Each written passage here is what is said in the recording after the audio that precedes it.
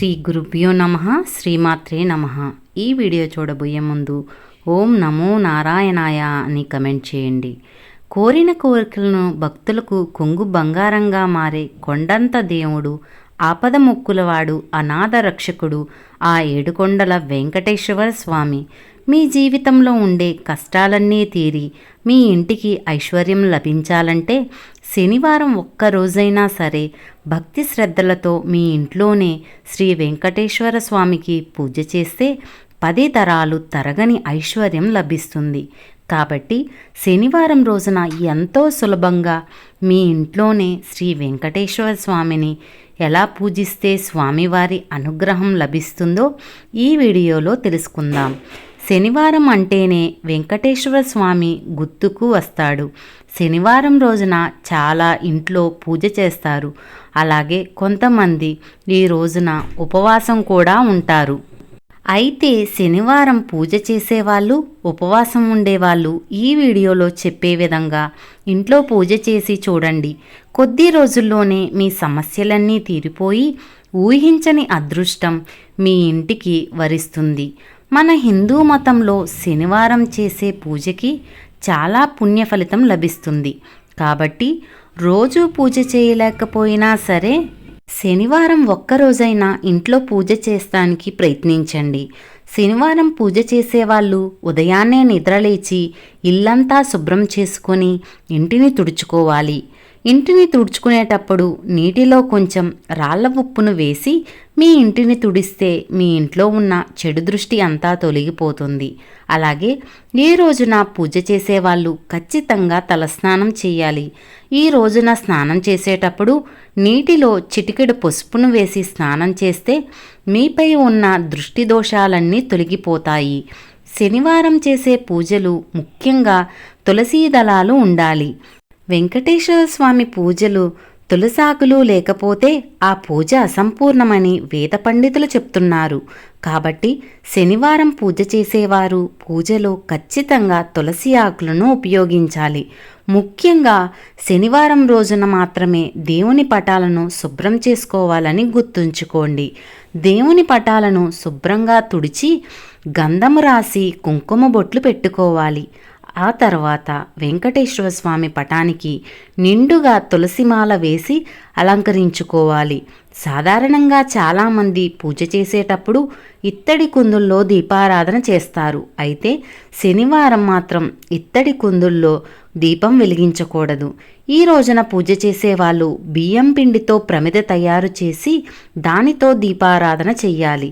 ముందుగా కొంచెం బియ్యం పిండిని తీసుకొని అందులో కొంచెం పాలు పోసి ముద్దలాగా చేసుకొని ఒక చిన్న ప్రమిదలాగా తయారు చేసుకోండి.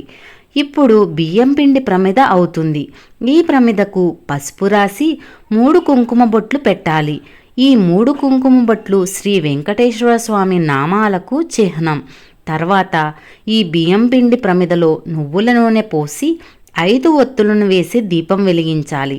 దీపాన్ని వెలిగించేటప్పుడు నేరుగా అగ్గిపుల్లతో మాత్రం వెలిగించకండి.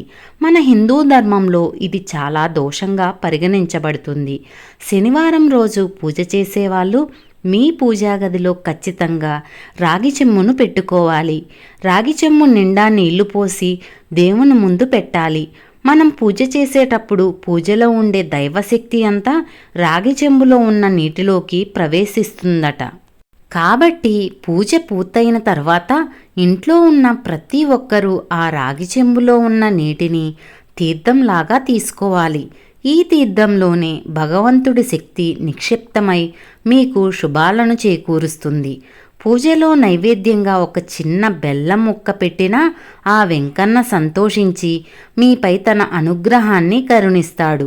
దేవుడికి పెట్టే నైవేద్యాన్ని ఎల్లప్పుడూ తమలపాకు మీదే పెట్టాలి. తమలపాకు మీద పెట్టిన నైవేద్యాన్ని మాత్రమే దేవుడు స్వీకరిస్తాడని గుర్తుంచుకోండి. శనివారం పూజ చేసేవాళ్ళు దేవునికి హారతి ఇచ్చేటప్పుడు ఖచ్చితంగా ముద్ద కర్పూరాన్ని మాత్రమే ఉపయోగించాలి. ఎందుకంటే వెంకటేశ్వర స్వామికి కర్పూరం అన్నా తులసి ఆకులన్నా చాలా ఇష్టం. కాబట్టి శనివారం చేసే పూజలో తులసి ఆకులు లేకపోయినా ముద్ద కర్పూరం లేకపోయినా ఆ పూజకు పుణ్యఫలం రాదని గుర్తుంచుకోండి. ఈ రోజున పూజ చేసేవాళ్ళు పసుపు రంగు వస్త్రాలను ధరించి పూజ చేస్తే చాలా మంచిది.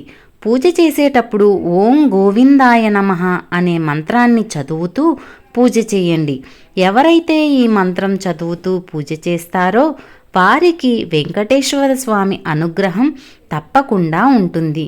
ఇంట్లో పూజ చేసిన తర్వాత దేవుని ముందు మీ కోరిన కోరికను దేవునికి నమస్కారం చేస్తూ మీరు అనుకున్న కోరిక నేరుగా దేవునికి దగ్గరకు చేరుతుందని పండితులు చెబుతున్నారు. పూజ పూర్తయిన తర్వాత చివరగా ఇంట్లో ధూపం వేయాలి. శనివారం రోజున ఇంట్లో సాంబ్రాణి ధూపం వేస్తే చాలా మంచిది. దీపారాధన చేసిన తర్వాత దీపాలు వెలుగుతున్నంతసేపు పూజామందిరం తలుపులు వేయకుండా తెరిచి ఉంచాలి. శనివారం రోజున ఈ విధంగా ఎవరైతే పూజ చేస్తారో వాళ్ళ ఇంట్లో ధన ప్రవాహం పెరిగి అష్టైశ్వర్యాలతో జీవిస్తారు. పూజా సమయంలో దీపం కొండెక్కితే చాలామంది అపశకునంగా పరిగణిస్తారు. పూజా సమయంలో దీపం కొండెక్కితే ఓం నమః శివాయ అని 108 సార్లు జపించి కొత్త దీపాన్ని వెలిగించాలి. ఉదయం పూజ చేయడం కుదరని వాళ్ళు శనివారం సాయంత్రం ఒక కొబ్బరికాయ తీసుకొని ఆ కొబ్బరికాయ పైన కుంకుమతో స్వస్తిక్ గుర్తు వేసి ఇంట్లో దీపం వెలిగించి ఆ కొబ్బరికాయను కొట్టండి. ఈ పరిహారం చేస్తే డబ్బు సమస్యల నుంచి మీరు వెంటనే గట్టెక్కుతారు. ఎంత కష్టమైన సమస్య అయినా సరే దాని నుండి తొందరగా బయటపడతారు. ఇక విపరీతమైన అప్పుల బాధతో ఇబ్బంది పడుతున్న వారు శనివారం రోజున కొబ్బరి నూనెతో దీపారాధన చేయటం మంచిది. శనివారం రోజున ఓం శనిశ్చరాయ నమః అనే మంత్రాన్ని జపిస్తే మీకున్న శని దోషాలన్నీ తొలగిపోయి రాబోయే రోజుల్లో సుఖ సంతోషాలతో సిరి సంపదలతో జీవిస్తారు. దీపారాధన చేసేటప్పుడు చాలామంది పూజా గది ముందు ముగ్గులు వేయరు, కానీ ఇలా చేయటం చాలా తప్పు. పూజ ప్రారంభించే ముందు ఖచ్చితంగా మీ పూజా గది ముందు ముగ్గు వేసి పూజ ప్రారంభించాలి. అప్పుడే మీరు చేసిన పూజకు 100% ఫలితం దక్కుతుంది. ముఖ్యంగా పూజా గది ముందు అష్టాదళ పద్మం ముగ్గు వేస్తే చాలా మంచిది. ఇక శనివారం రోజున చెయ్యకూడని పనుల విషయానికి వస్తే శనివారం రోజున నువ్వులు, మినపప్పు, చీపురు, నూనెను కొనుగోలు చేయకూడదు. అలాగే శనివారం రోజున ఉప్పును కూడా కొనకూడదు. ఇలా చేయటం వల్ల అప్పులు పాలు అయ్యే అవకాశం ఉందట. శనివారం రోజున బట్టలు కొనటం మంచిది కాదు. ఈ రోజున బట్టలు కొనుగోలు చేసినా షాపింగ్ చేసినా మీ జీవితంలో కష్టాలు ప్రారంభమవుతాయి. శనివారం రోజున వెంకటేశ్వర స్వామి ఆలయానికి వెళ్తే చాలా పుణ్యం లభిస్తుంది. ఈ రోజున గుడికి వెళ్ళే వాళ్ళు గుడి చుట్టూ తప్పకుండా 11 ప్రదక్షిణలు చెయ్యండి. అలాగే వెంకన్న ఆలయంలో నెయ్యి దీపం వెలిగిస్తే చాలా మంచిది. ఈ వీడియో గనుక మీకు నచ్చినట్లయితే ఓం నమో నారాయణాయ అని కమెంట్ చేయండి. మన ఛానల్ని సబ్స్క్రైబ్ చేసుకోండి. పక్కనే ఉన్న బెల్ ఐకాన్ మీద క్లిక్ చేయండి. మరొక మంచి వీడియోతో మీ ముందు ఉంటాను. సర్వే జన సుఖినో భవంతు.